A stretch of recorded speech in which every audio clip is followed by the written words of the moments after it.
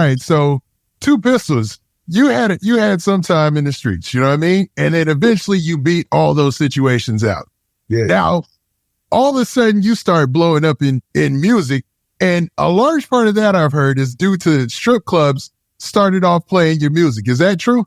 Yeah, for sure. So mostly strip clubs. Yeah, that's the vibe. I mean, I love the strip clubs. It ain't nothing out here where I'm at right now, but I love the strip clubs. You know what I'm saying?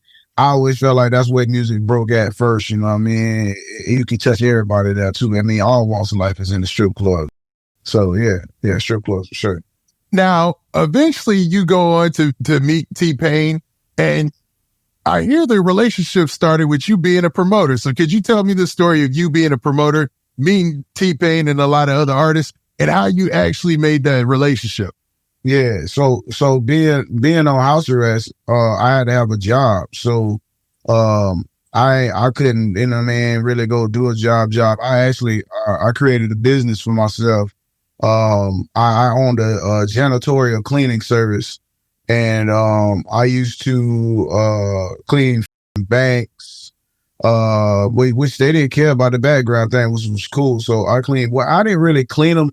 I sent my workers to do it, but they didn't really care about the background thing. If they did, then, you know what I'm saying, I'll send somebody that was clean to do it. But I owned the business, so I did banks. I did some city hall stuff. I did, you know what I'm saying, this janitorial work, you know what I mean? I cleanliness, you know what I mean? I ain't really have to get in there and mop too many floors or do too much, but that was a job that I did, and or a business that I created to do work, you know what I mean? Nobody wasn't trying to hire me, so I created my own business, and it started to do its thing. So it's called One Down Cleaning Services. So I did that, and then at the same time I took some bread from that and started doing events, concerts, and shit, you know what I mean? And being on house arrest, I mean, motherfuckers still want you, still get them to work and do all of that. It was just like, I can't really, you know what I'm saying, move like that. So let me do something else. So I brought a lot of dudes to the city. I brought Boosie to the city for the first time. I brought Boosie to Club 112. I brought Rick Ross to the city first. I brought the franchise boys. Who else I brought? I did Plies. I did Plies when Plies was like 2 bands, you know what I'm saying, for a show. So, and then I had a deal with them where I was like, look, if he bring more than 500 people, you know what I'm saying, I'll give him another band, you know what I'm saying? And they ain't even remember that shit, and they showed up, and I still gave them niggas the band. They were like, what you giving me this extra money for? I'm like, it's more than 500, man. I'm gonna give y'all extra money. And they're like, oh, they forgot about the shit, but I gave them the money anyway. So, you know, I brought a lot of artists, and what it was is like, there's an event that they were doing called Last Day of Show on Wild Splash in the city from the radio station aspect.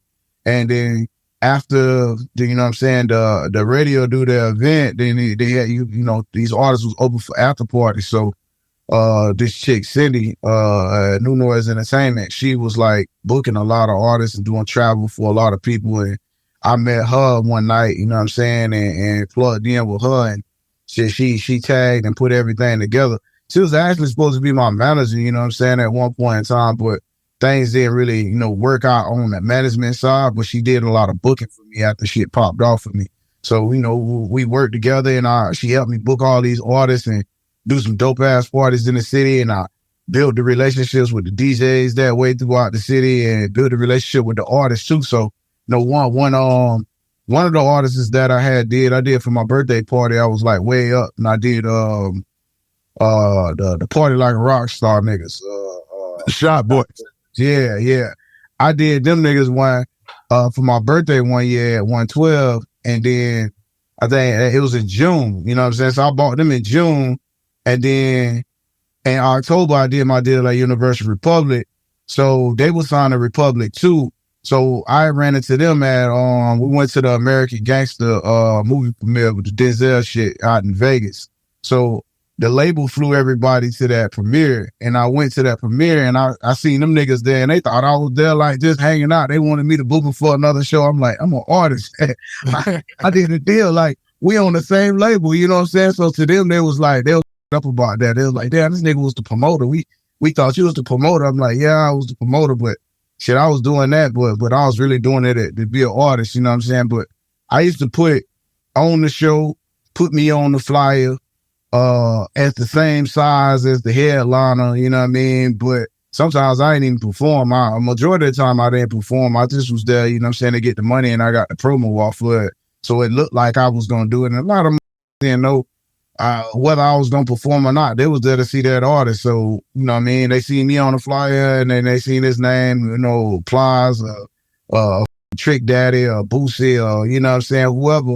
And they seen my name. They seen 2 Pistols. So, from a marketing standpoint, this is genius. This is absolutely genius.